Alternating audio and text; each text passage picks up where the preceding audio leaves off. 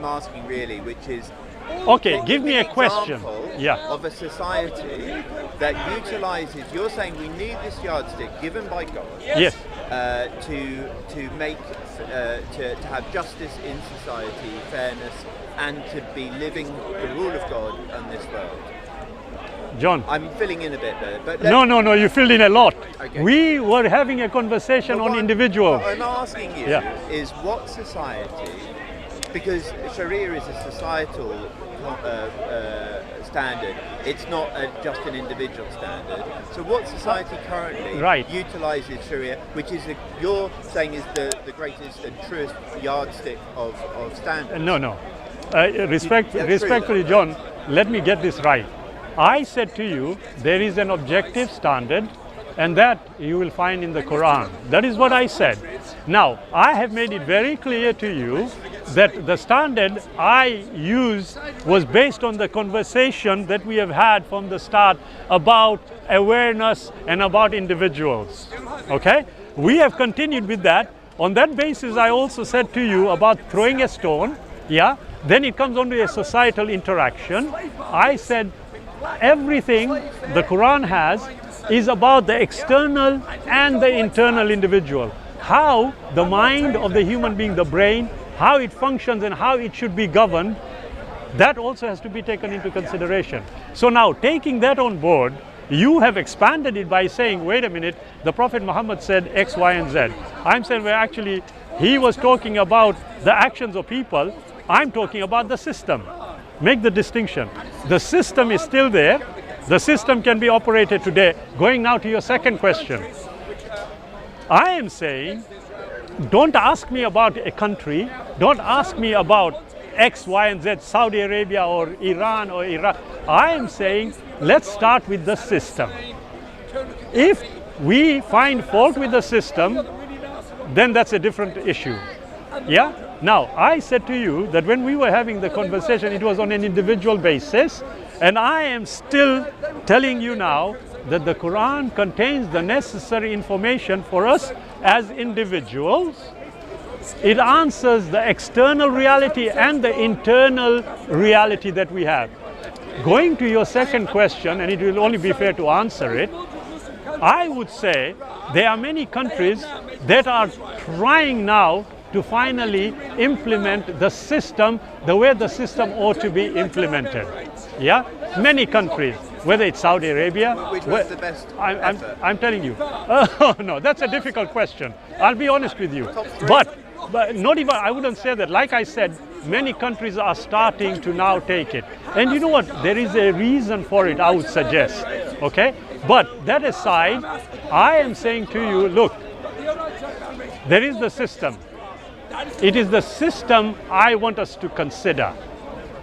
If enough of us came to that unified approach, then we would be able to enact it in society. First thing is, John, we have to establish whether the system is what it claims to be. I am submitting to you that that is exactly what the Quran says. Now, when you use, and I must just clarify, you use the word Sharia. What does it mean? I cannot remember whether it's... oh, sorry. I can't remember the definitive meaning. It's okay. I thought it was God's law or something like that. You're right, it is loosely speaking. But the word itself, okay, is telling you about a way to a watering hole, okay? Literal meaning, a way to a watering hole. But that, what does water do? It gives you life. It's a sort of explanation. However, as I said, the Quran and Islam is a complete comprehensive system. And logically speaking, any comprehensive system will have an aspect of what we call a legal system. So, for example, if we say in this country, in the United Kingdom, we have got the Theft Act, okay? And it tells you, you do not steal. If you steal, this will happen. Likewise, Islam has a legal system. Now, the word Sharia is used quite extensively, but many a time it is being misused and it is being misunderstood. So I would say to you, a lot of Muslims will tell you that the Sharia is everything, it encompasses everything. how it encompasses everything needs to be considered in the context of what we would today call a legal system. However, the Quran and the system of Islam is what we should address. On that basis, what I am saying is guaranteed it has the necessary answers that address not only our external reality, but our internal reality also. I would submit to you, John, that some of the statements in the Quran, when they are read and carefully considered, would be, in common parlance, mind-blowing. You see, I would suggest to you that the way we see psychology today needs to be reevaluated. The way we see psychiatry needs to be reevaluated. But this is my position. It goes into detail. But the point I'm making is that if you have this stick which you are leaning on, yeah, that itself has become a part of you. Not physically, obviously. Yeah. I think you've gone. Thank you. I'll stop there. I'll stop there. But you haven't really answered those questions about what. First of all, you've said a lot of countries are trying to use Sharia. My argument was going to be that that even though Islamic countries have the guidance given by the Prophet, they are unable to execute that guidance in a purist kind of form. So it puts yourself in a bit of an idealistic point of view, that from a societal point of view, you've got God's guidance through the Prophet that hasn't, as far as I can tell, never, I don't know about the Prophet's time itself, but hasn't been able to be executed in any kind of reasonable way. You can say lots of countries are trying, but you can't say who's doing best or who's doing nearly best, because I think it opens up to criticism of those particular countries about the structure of their society or otherwise. So I think you've talked about it in generalist terms. Yes. I think you said it started off with standards. We were talking about standards. We had a question about morality, and I'm saying that the golden rule is the standard, and actually that golden rule, even though it's quite imperfect in the way that is executed, people still understand it fully. Yeah. That it implies the need for empathy and understanding for our fellow human beings. Yeah. And that societies such as the UK have been able to develop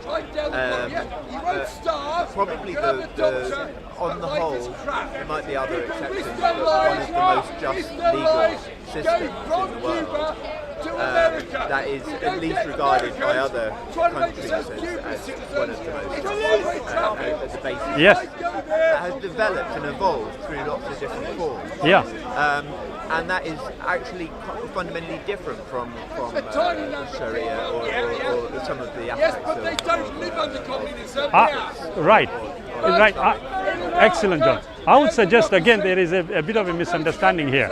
Look, in an Islamic, let's say the word you used, an Islamic state, will there be criminality? I don't think it's helpful to ask me questions. I'm asking, would there be, not at all, it's a real, would there be, yeah, like in this state, do we have criminality? In what state? In the United Kingdom, do we have criminality? Criminality is a complicated subject in itself. But do you agree it is? Yeah. Now, a lot of people have this misunderstanding of looking at things in a puritanical way. Islam is practical, it's not puritanical. A lot of people have said things like that, but they don't really know what they are saying. I would suggest to you that I have consistently said Islam a comprehensive system. Now that system, by definition, will have what I said, the legal aspect. So any... So you implied a uniform standard? No, 1 second. When I said a uniform standard, we agree, and I already used the legal system of the UK by talking about the red light. Yeah? Uniformity is required. Why? So that society in its interaction knows what standards to live by. In that respect, I am saying to you, an objective standard is the Quran. If I were to say to you in a nutshell, what you call the golden rule is what I say the Quran is. Yeah? Now, when you talk about justice, yeah, a statement in the Quran talks about how you must be just even if it's against yourself. Yeah? Now, do you know how difficult it is to be just against yourself? In other words, if you did something wrong, you have to own up to it. Now, this is a statement, but in practice, how is it going to be implemented? You need the rules for that. Yeah? So what I am saying is, look, whether it's a country, whether it's a given locality, the issue is about the system. If the system is implemented the way the system ought to be implemented, you won't find a better and more just system. That's back to my argument that if it is such a God-given system, then you should have ready examples currently of how it's implemented, because otherwise it becomes an idealistic system that is impossible to implement. Now, I think that if you have somebody, I think the problem with society generally can be that the people who are the most scholarly and wise people aren't usually the people who seek power. Right, yes. And I think that happens in society generally. Everywhere, yeah. So the difficulty is that those people who have the authority and the power to execute the system are not necessarily the best people to do so. I can agree. And therefore, there are some, a jury is one of the ways in which that is modified to some extent, because they're saying that 12 people on average will have that moderate group wisdom and rational wisdom, rather than that power being in an individual or three individuals. Yeah. So but basically you're saying we've got this brilliant, perfect system, and if it was put in place, everything would be very just and uniform. No. And that it's a representation of. I don't think that. I think it's idealism. That right, John. Come into that becomes a bit of a theoretical. Right, but here's the issue, John, where the perspective you are seeing it from is an old used one, I would submit. I'll tell you this. I said external and internal for the individual and for society collectively. Yeah? Where would if resolution or reformation is going to take place within a human being, where should it start? Within the individual. Yeah? I'm sure you agree with that. Yeah? The point I'm making is that, look, if the system caters for societal aspects and it caters for individuals as well, because at the end of the day, when we die, we are the only ones who go into the grave or get cremated or burnt or whatever. Yeah? So logic would dictate to me that whatever the rule is or the system will also cater for my individual needs. I'm suggesting to you that the only comprehensive system that does cater for the needs of the individual and society collectively is Islam. What you are saying to me is, wait a minute, if you say it's a perfect system, I didn't say it was a perfect system. I said it's a... Okay, can I... One second. If I can just finish. It's not only God-given, the Creator revealed it. The Creator... One second. The Creator revealed it to us. But, yeah, absolutely. And do you agree? If it's God-given, then it must be perfect. By whose definition? Because God is perfect. No. By whose definition should it be perfect? Huh? By whose definition should it be perfect? Well, are you saying that God provides things in perfect laws? I'm asking you by whose definition. Okay, you want to return it to me? I will tell you. I'm assuming. I will tell you. I will tell you. The Creator, according to the information the Creator has provided, is what we call perfect, guaranteed. Are we perfect? It's a big question. It's a big question. You want to answer it? I think everything's perfect. Superb. If that is the case, then you don't have any argument against Islam being perfect. Everything's perfect. You agree? Well, it's part of the universe. It is. Anyway, it is. Absolutely. It's God-given. It's perfect. So it's No. perfect law. Again. You see, John. Like But I I'm said. saying, not talking about the application of it. I'm saying about the system, the law that is given through the Prophet is perfect. Right. I will say this because the word perfect also has been misunderstood and misused. I said this, that the Creator says in the Quran, because I'm using that as the standard, the Creator tells us this is a book, yeah, which we will guard, which we will protect. No problem. That's the Creator. The Creator has then said, do not steal. We will steal. Does that make the law imperfect? I think that's No, it doesn't. Yeah, of course. I'm not. It doesn't. But that's So, on that basis- that's a fatuous, argument. We're not arguing Why? about whether people will break the rules. I'm just. We never. argue Whoa. about that. You are missing a golden point. Okay, sorry. Can you, if you are perfect, can you break the law? If you're perfect. Depends your definition by perfect. You see, back to what I had asked at the start. You don't define it, you assume we are agreeing to something, and then you twist it when it doesn't agree with you.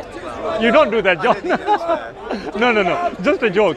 But the point is, when you told me it's perfect, I said the word perfect is misused and misunderstood. Yeah? you did. So now, the question I'm asking is, if you break the law, are you perfect? Come on, John, it's a yes or a no. In your view of what perfect is. my view of perfect. Well, If you break the law, are you perfect? In your view. it's God's will. It's God's will. A pleasure speaking to you. Absolute. I think somebody doesn't agree that the word perfect is flawed subjectivity, right? So when he says, according to me, even if something's perfect, are you perfect to comprehend something first? There you are. Exactly. Yeah. But he's what were you? What did you say you were at the start? The non-dualist, he knows. Yeah. But it was an absolute pleasure. If I've said anything untoward, please do forgive me, John. It'd been a little bit more structured because I think we were Next jumping around a little bit. next time we will choose on a subject and stick to that. A bit tighter. Yeah. Look after yourself, John. And you. Bye-bye. Assalamu alaikum wa rahmatullahi. Are you all right? Have you got it? Yeah. A brief summary. Basically, we were having a conversation about a multiplicity of things. And the issue was whether what awareness is and whether everything is potentially subjective. So the conversation was basically about whether there is an objective standard. And my view with John was that there is an objective standard. It is found in the Quran, and Islam as a comprehensive system gives you an answer to the potential of your external experiences and your internal conflicts. It tells you how to deal with them. There is no other system comprehensively that addresses the human being objectively and internally. So that was the conversation, to arrive at whether Islam is the perfect system. Well, thank you very much. Assalamu alaikum.